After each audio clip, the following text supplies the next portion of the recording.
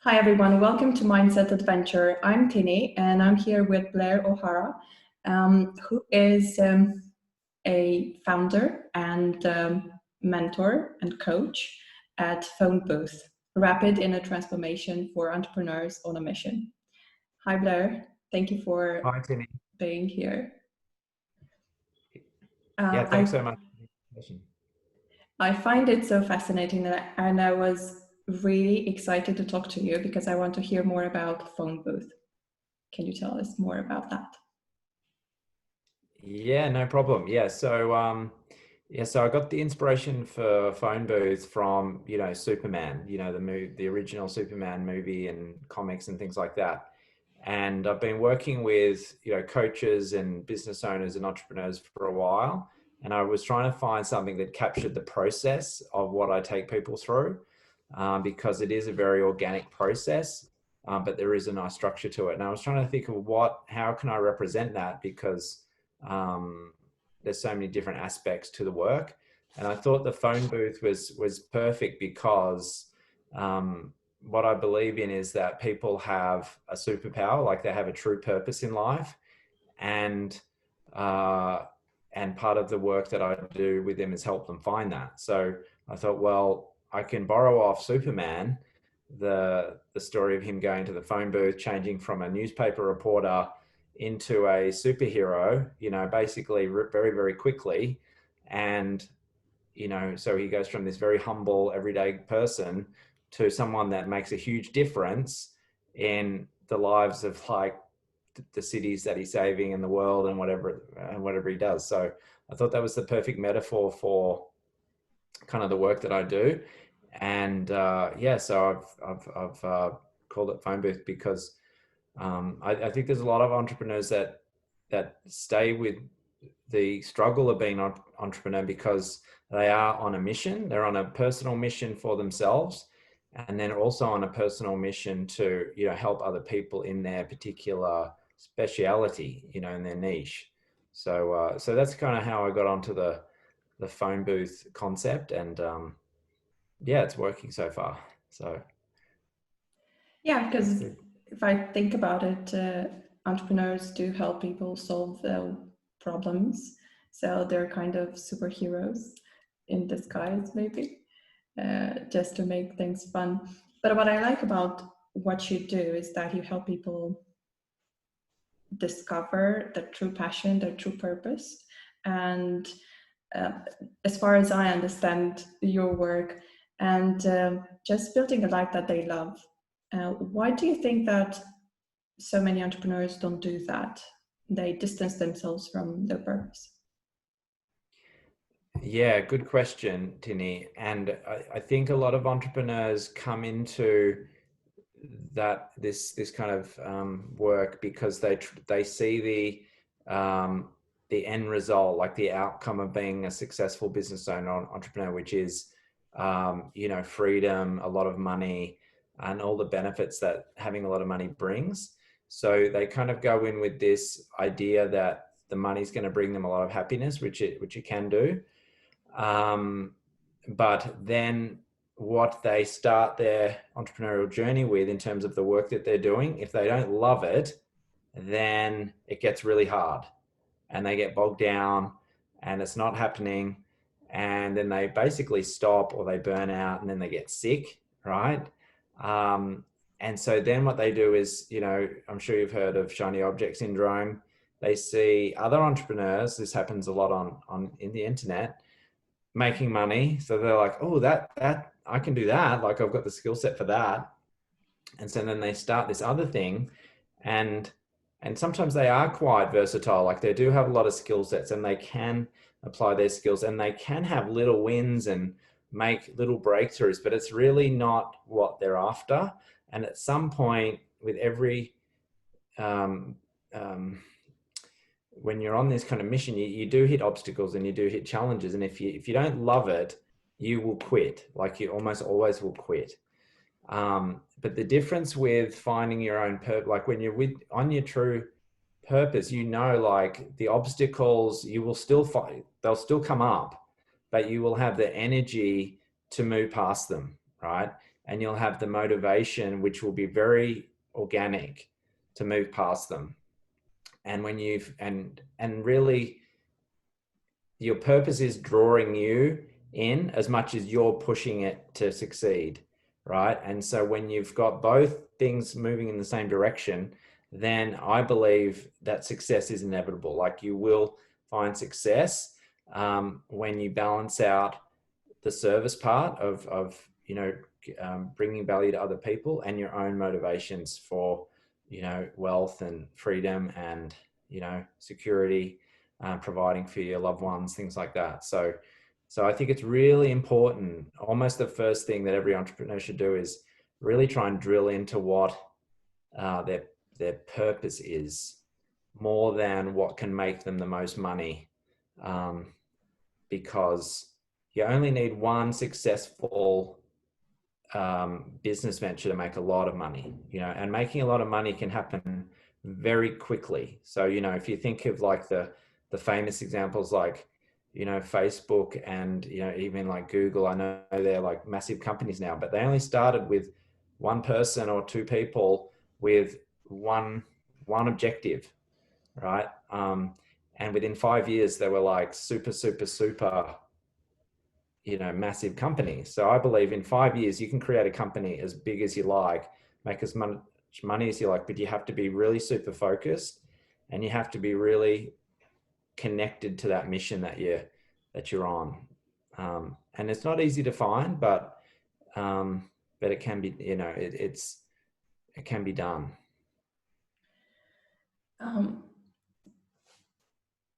When we think about mission, what comes to mind is that you just pick your skills and what you're good at, and you just state it with words, and you use words to express that and to convey your message.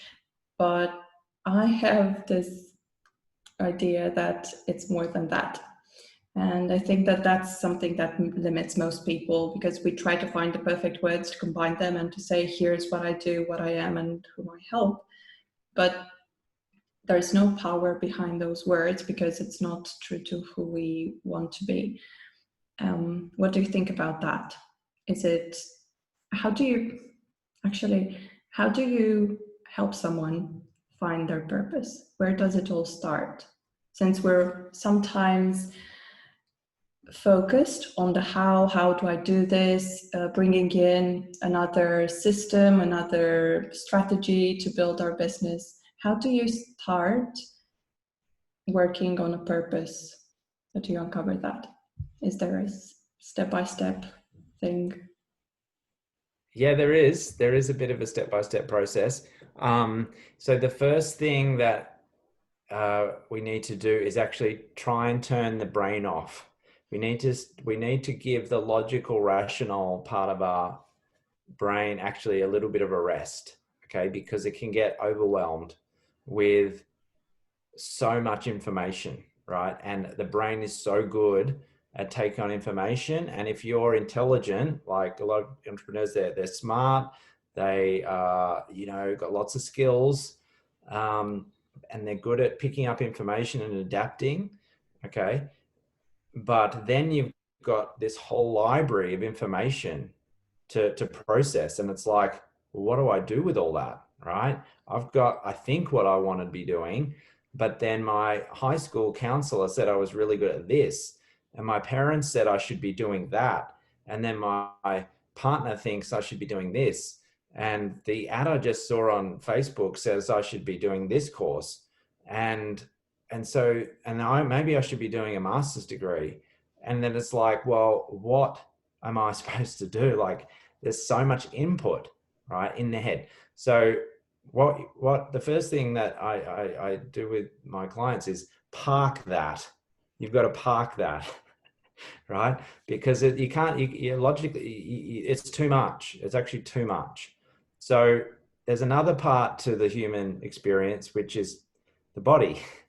And the body is often forgotten, right? And especially the heart. Okay, so the heart as an organ in the body is very intelligent.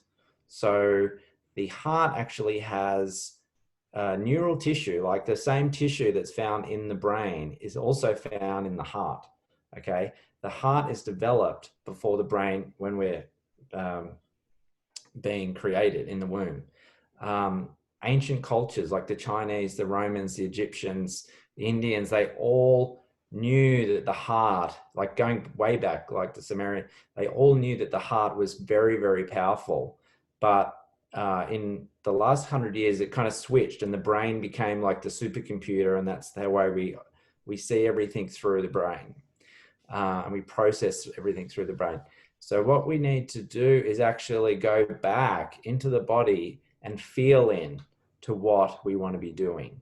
Okay. And we can, part of my work is to take people back into their family tree, their ancestry as well, but also back into a period of their life when they didn't have all this input, right? They didn't have the pressure of being an adult, right? And usually, oftentimes, if you think about what you did as a kid, so what I'm getting to, Tenny, is your passion comes out of your heart. Your passion, your purpose doesn't necessarily come out of your brain, like your smarts. It comes out of your body. Okay. So, so when you think about things that energize you, right? So when you do an activity and it just lights you up, right? You know that feeling where you're doing an activity and you just can't get enough of it, right? You're already laughing. You're probably thinking of something, Yeah. right? So when you get that feedback, so you put your energy out, right? And then this energy comes back to you. Okay. And then you can carry on. So when I'm talking to people and the clue is like, I could do this work all day.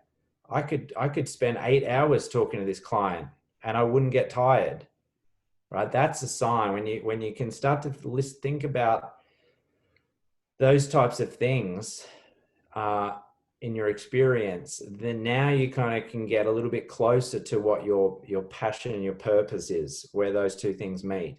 Another good way of trying to get some clues on that is what you like to do as a kid between like the ages of about 7, 8 to about 11 or 12, like those kind of activities.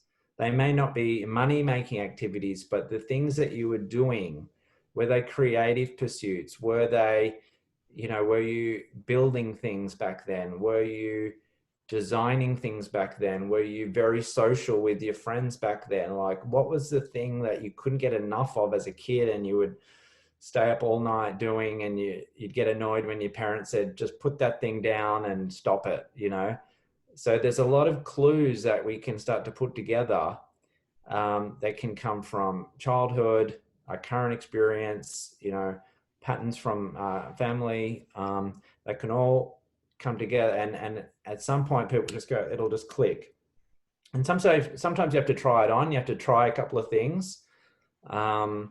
But eventually the brain doesn't decide whether this is your purpose. It's your body. Your body knows that it's the right thing, and it'll feel really good from the top to the bottom. Like your whole body will feel at peace and you'll feel this vibrancy, right?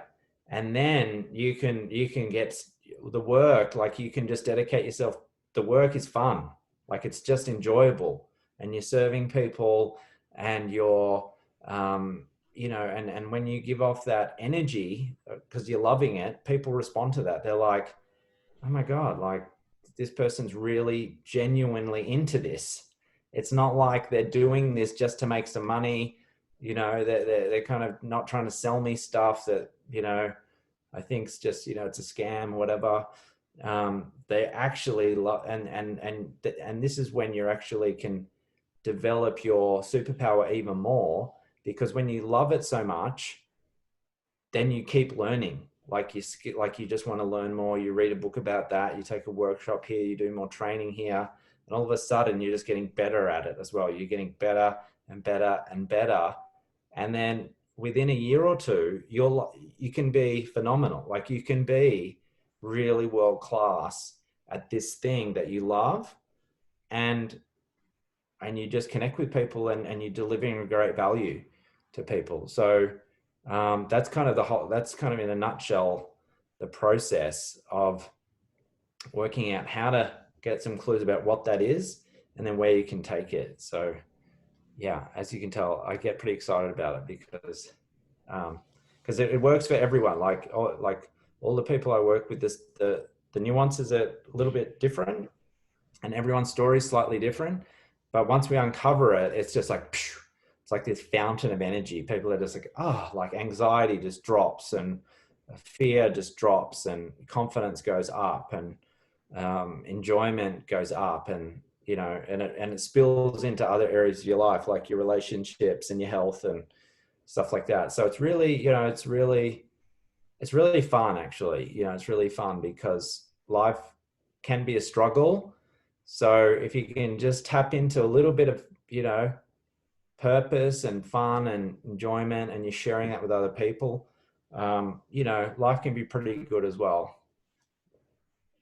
I loved how you explained how purpose feels, how when you've uncovered your purpose.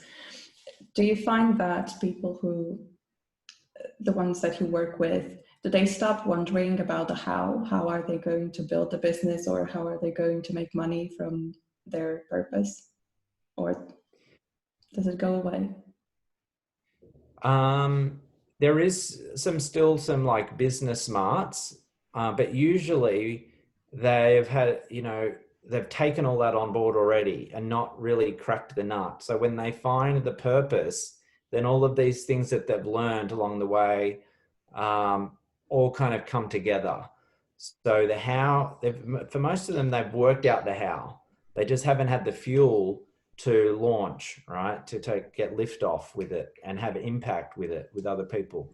So, but yeah, I think you're always refining, like you're still learning businessy things like business skills and copywriting. And if you're an online business, the best, email sequences, and you're still learning those parts, but they're not as, they become just the,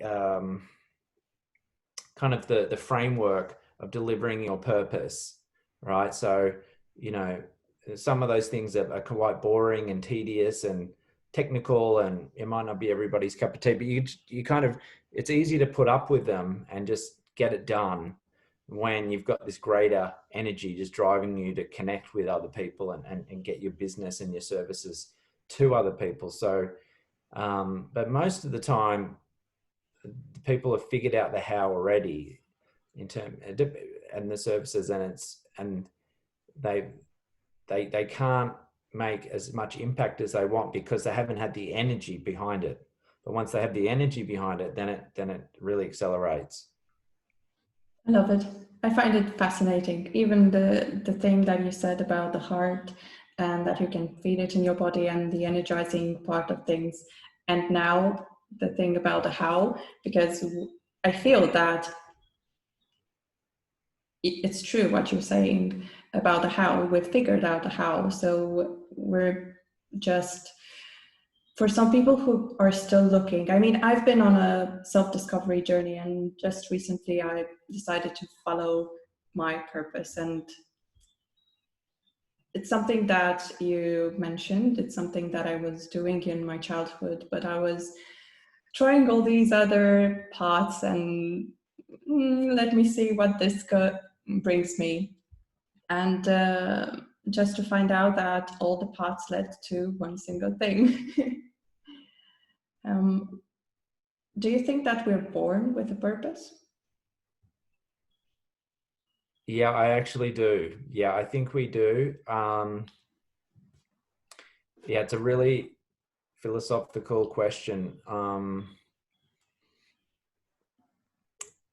And as far as I can tell, I do think we have a purpose that is pulling us along the whole way through. And life serves up circumstances which will make you follow your purpose. And I believe that if you don't find your purpose, this is where the struggle in life comes in. Because what I believe, and I've seen this replicate, and this is actually replicated through generations of your ancestry. If you're not on purpose, the universe will slap you around. It'll push you around. It'll make you suffer until you stop, listen, and go with what the body wants, go with what the heart wants, what you're truly kind of meant to be doing, right? I really believe that, and this happens in all aspects of your life, like your relationships. Your relationships that actually especially are very weirdly coordinated to bring you to your purpose. There's obviously a very strong energetic connection between two people that bring them together.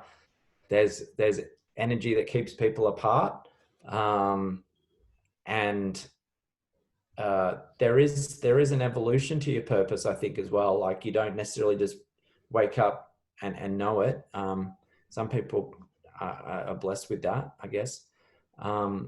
But it just kind of will appear at the right time. And sometimes you will have the skills to deal with it straight away. Sometimes you won't, and you'll have to work it out as you go. But there's no right or wrong answer. But I believe that we are all, our first purpose in life is to heal. And then the second purpose in life is to take the best of what you know and share it with other people and get them to heal and make the best of their life as well. That's, I think, where it's at in a nutshell. I read something about you spending 25 years to find your purpose. Is that right?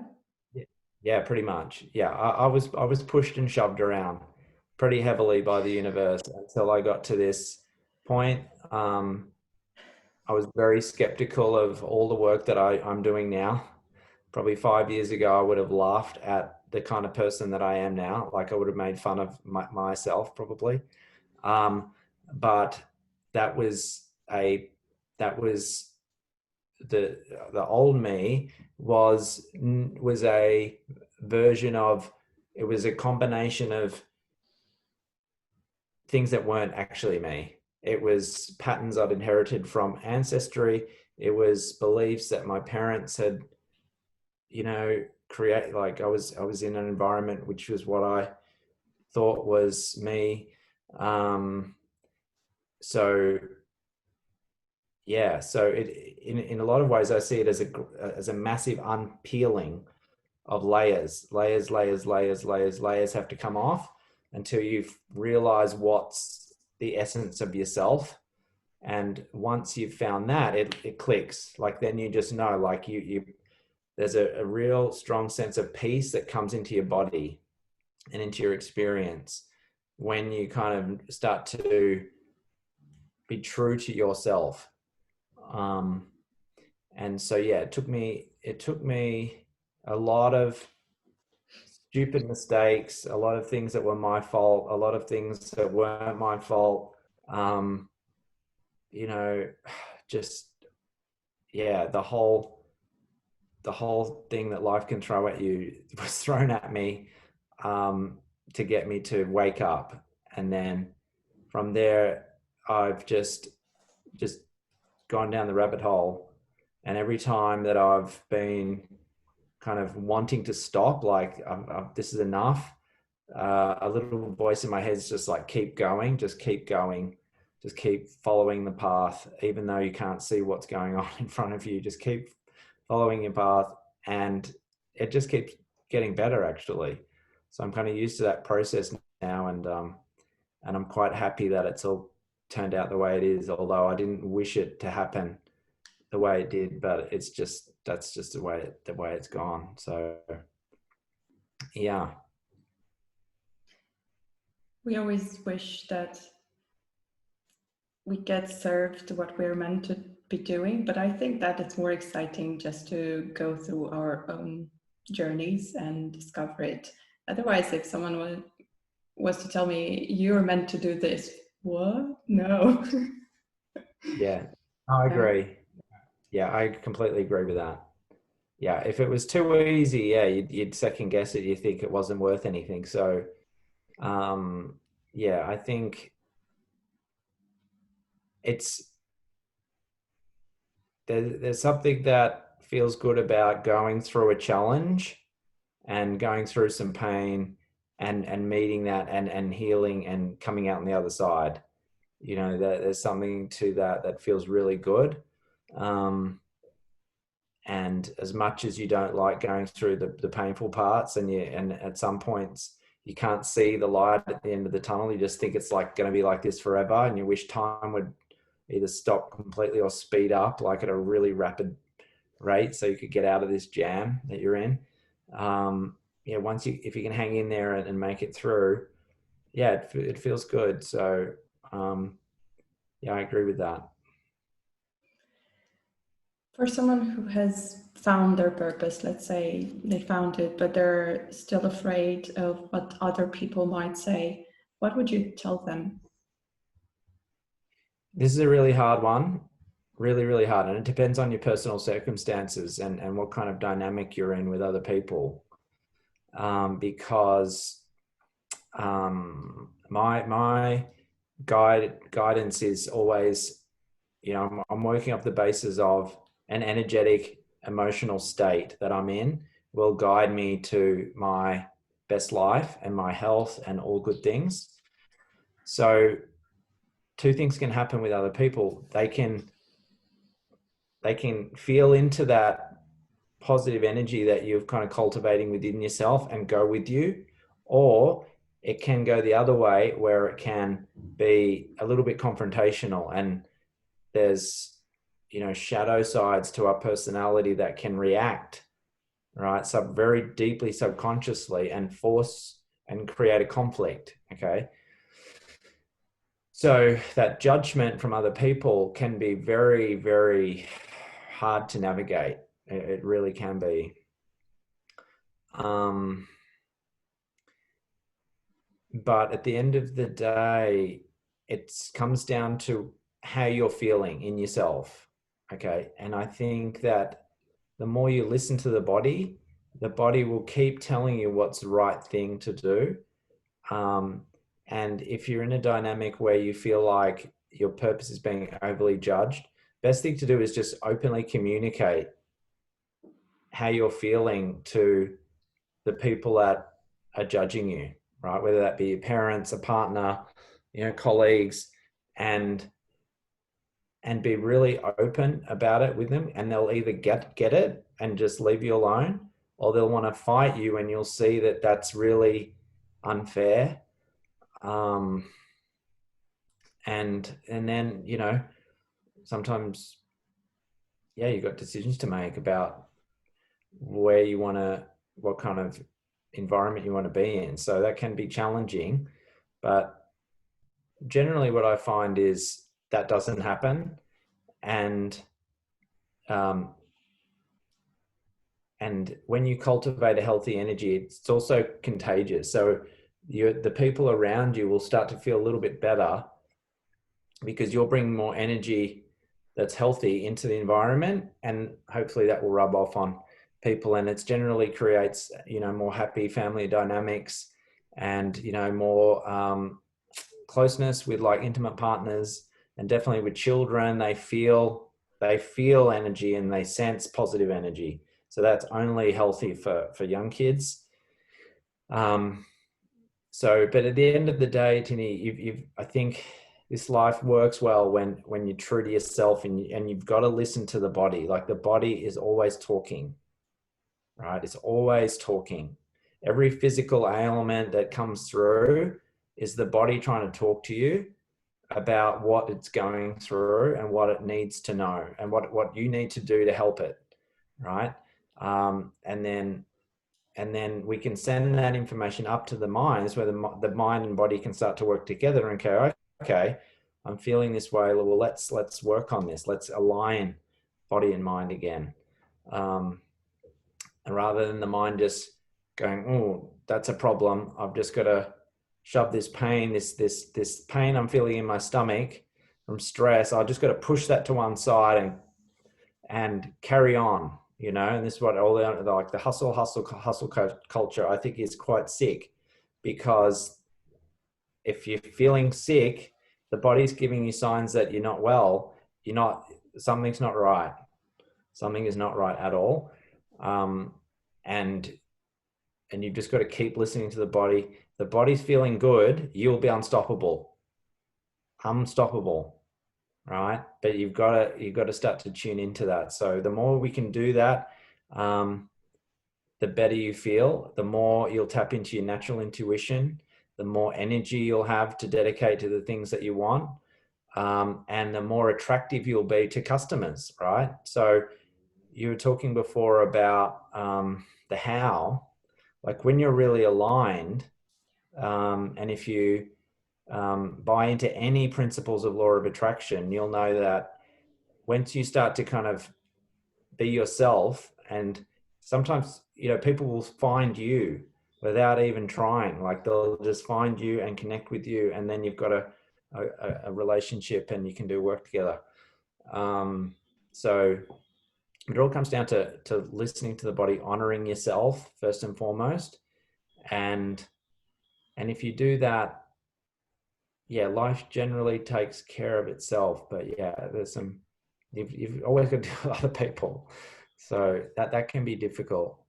But with fear as well, that usually comes from something from the past that's unresolved.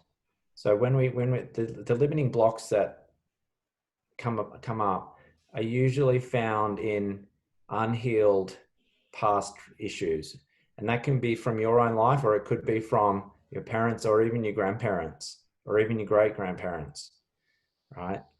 So some of the work I do is we map all that out, and it's amazing. You can see patterns of where things have happened between. It's really interesting with grandparents and great grandparents. And I was dealing with a lovely woman, and we were unpacking some of her relationship things. I won't go into any detail. And we went back. There was her parents, her great. We went back 4 generations, and there was this pattern that was playing out every second generation. The woman would get with the same type of guy and have the same kind of relationship. The next generation would have the flow-on effect from that, and then the generation after that would have the same exact relationship with the same exact issues, right? And so what we worked on is actually stopping that pattern from replaying, because she had some daughters that she didn't want them to re-pattern that issue. So a lot of the fears and the blocks actually are back there, and they've got nothing to do with us. And once we detach from them energetically, which is a chunk of work, then they kind of liberate you. You get rid of this heavy feeling in the body, and this kind of weight on your shoulders, literally, and it just goes. And then you just take action. Then you're off and going. And they'll come up, but there's like levels of limitations. So sometimes you'll have a really big fear of maybe doing a podcast like this. It might be like a 10 out of 10 fear, right? And I can't do that. Like there's just this horrible feeling. But when you kind of work through it, you may still get that same thing come up, but it might be like a 2 out of 10. And you jump on the podcast and you're like, this is not so bad. And then from then on, you're good to go. You know what I mean? So the blocks are usually invisible, and they're usually kind of irrational, and for the most part, they have very little to do with you. It's actually most of that stuff you've inherited, and you can unpack that, clear it, heal it, and you're good to go. Really, yeah, it's fascinating. I could talk to you all day about this, as you could probably tell. I could listen to you all day. So. Yeah.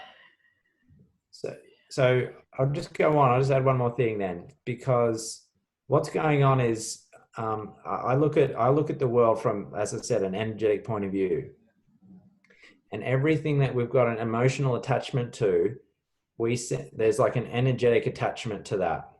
Okay. So we've got energy attached to like so many different things, right? So that kid in primary school that pushed you over and stole your lunch and was a real bully to you for like years, and you hate this person, right? Justifiably. And whenever you think of this person's name, you get upset and angry, right? And this was, say, 30 years ago, right? We have energy, there's an energy attached to that person still, right? Even though you'll never see them again, right? Never. But because there's this little wound there, somehow there's like this energy attached to it. So when you think about it, it still stings a bit. So anytime you have something like that, there's an energy attached to it, right? And if you think of all the things that happen in your life, that we've got these little energetic ties to, right? It's a lot. It's a lot of energy that we're wound up in stuff that doesn't matter anymore. Every person, every event, every situation that we still hold into us, right? When there's emotion attached to it, yeah, there's something still connected.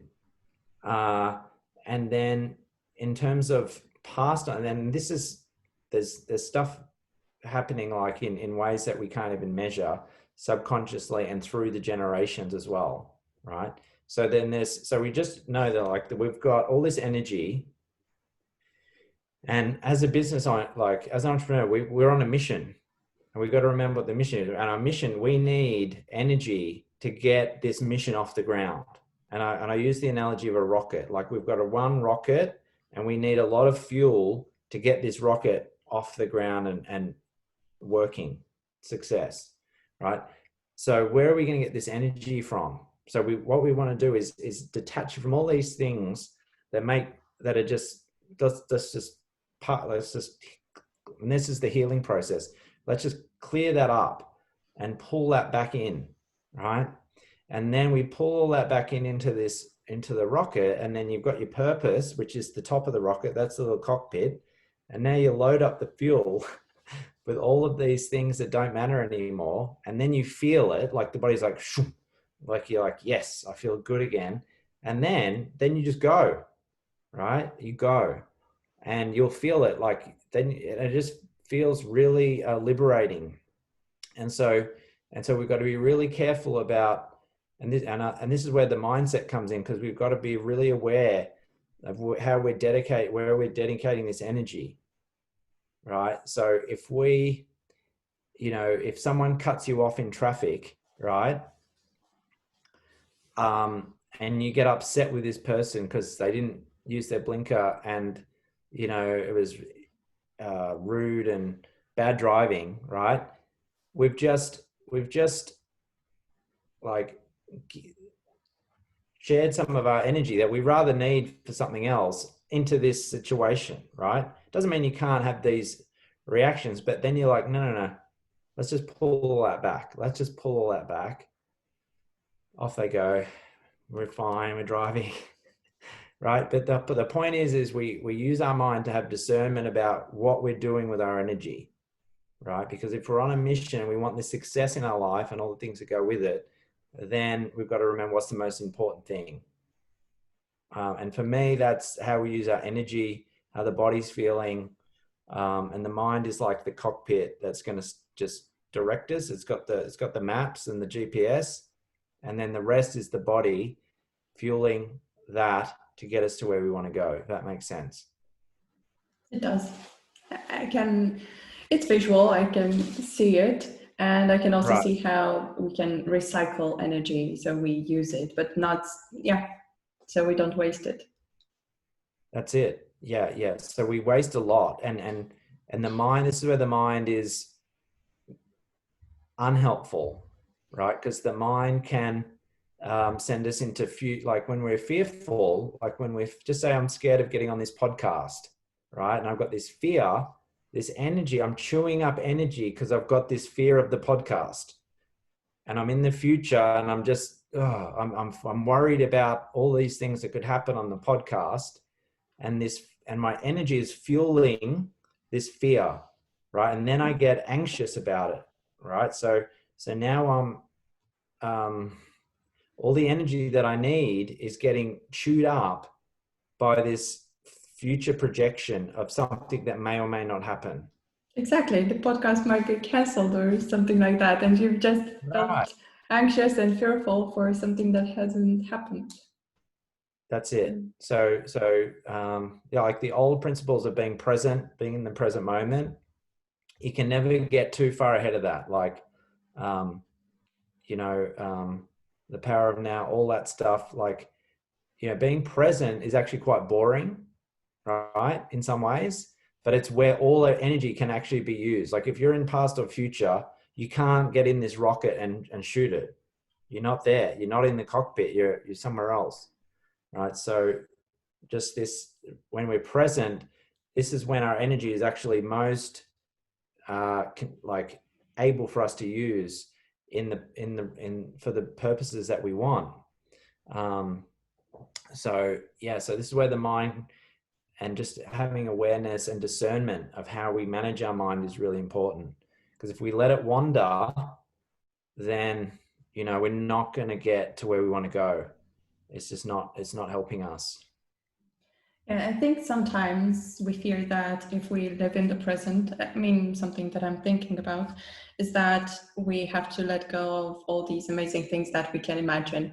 But I think there is a balance to it. So living in the present moment doesn't mean that we can no longer dream about things or imagine stuff and create things in our minds. But it's rather a choice that we make to use what we have in the present and know that this is what's happening right now.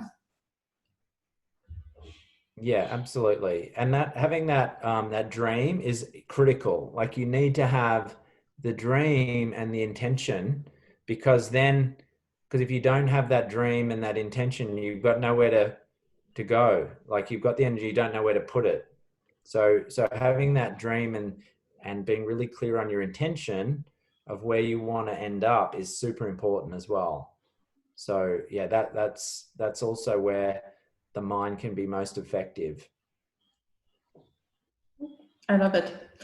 Do you have one tip that you would like to share with our viewers, listeners? Where should they start if they want Okay, so to? I've downloaded a fair bit, so hopefully people have got some things to think about. But I'll give you can I share a meditation with your audience, which is Definitely. really nice to do as you're going to bed, like when you're in bed, close to sleep.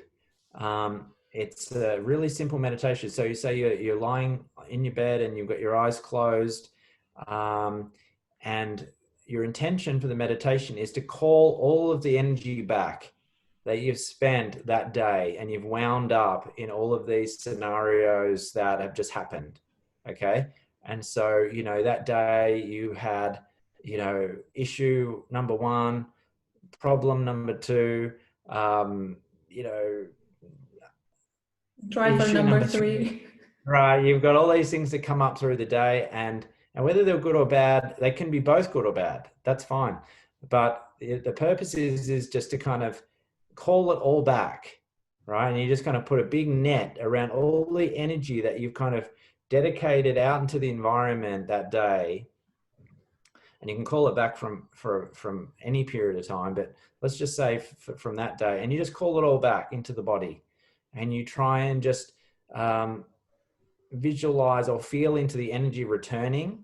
Okay. And you just sit with that feeling, you sit with that intention and that practice. It's just flowing back, flowing back, flowing back until you kind of feel whole again. Like you feel complete and you feel like you've got enough back where you're kind of rejuvenated, you're kind of reset. Okay. And then you go to sleep with all that kind of energy settling back into your body. So when you wake up the next day, boom, you've got this energy now to play with. It's not just spilled out across the universe and across your environment, kind of just getting chewed up and doing nothing.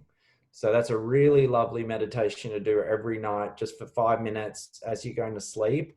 And usually people sleep a lot better when they do this, and also they start their next day quite a lot better. And it just brings a nice kind of closure to the day, especially for, you know, entrepreneurs or business owners. And, you know, when you've got kids or, you know, partners and you've got demands on you, you know, this is a nice way of just going, listen, everyone, back we come.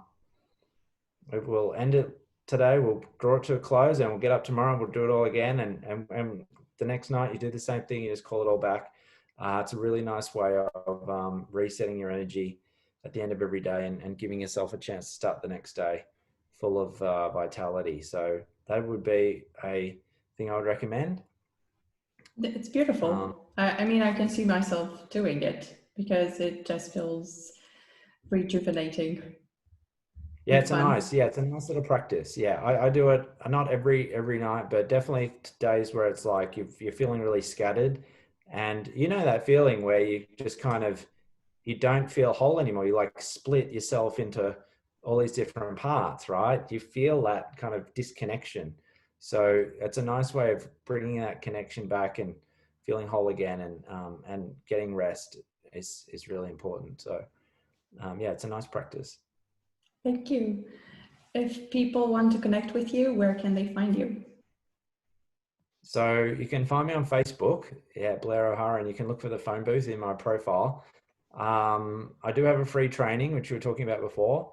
That's the website's enterphonebooth.com, www.enterphonebooth.com, and there's a webinar there. It goes for about 45 minutes. It's free to, you know, watch, and I kind of go into a bit more detail about what a lot of what we've talked about today in the process of just kind of what I've outlined step by step, with a little bit more detail involved there. And yeah, so I recommend people, if they, you know, like what I've kind of shared with them already, it's worth watching because there's some other good bits that I think you could learn from, get a lot of benefit from. Yeah, it sounds great. And I'm going to share the link around so it's easy to find. Thank you so much. Do you have any parting words that you'd like to share? Well, thank you for having me on, Tinny. It's great to connect. I love connecting with people like this from all over the world. Like, I think it's one of the awesome things about doing this kind of work online is forming connections with people from anywhere. Like, I think that's so cool. So thank you. And you know, yeah, it's just listen to the body. Like, the body knows what's best for you. It'll bring you to success. So just start to tune into more of what your body's saying. Think of the, you know, pains and like things that are going on in the body. It's talking to you just the same way you've got the voice talking to you in the head. That's just one team member in the whole body giving you feedback about what's best. So tune into the whole team and you'll be better off. Yeah. Sounds, I don't know, it sounds like something that I think I was thinking about, but I didn't know how to put it into words, but you've explained it just so beautifully. So thank you. Thank you. Oh, my pleasure. Yeah, it's been fun to talk with you. Thank you. And thank you so much for everyone watching and listening. Until next time, I'm sending you all a big hug and we'll see each other soon. Bye.